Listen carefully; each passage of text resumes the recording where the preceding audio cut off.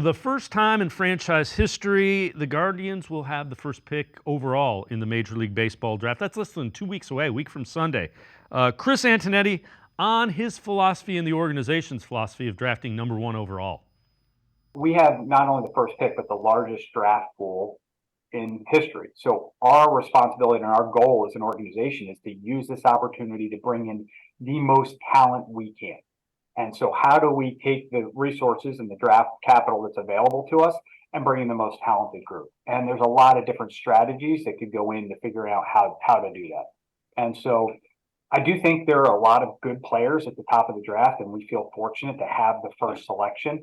But how we parse through that, like I said, when I mentioned earlier, it might come down to the last few minutes, because a big part of that for us will be how do we think about not only the number one pick, but the totality of the draft pool to get the best return for our group.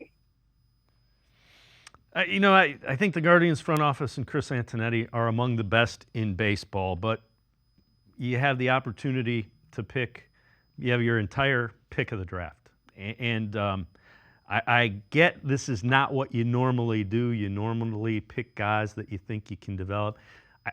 When you have the first pick in the draft and you've been searching for, a guy to hit in the middle of the lineup, I think you take the guy that you think has the best chance to hit the highest ceiling and you draft that guy number one overall, because you may not have the opportunity to do that again. You haven't had it before in franchise history. They've drafted second in the draft only 5 times, never drafted number one overall. If you don't swing for the fences, you're not going to hit a home run. And this is a chance to hit a home run and not necessarily go for the solid single. You've been going for the solid single and you've had decent results. Swing big. If you miss, you miss. But at least you went and you swang for it. So hopefully Guardians swing big and take a guy with a high upside.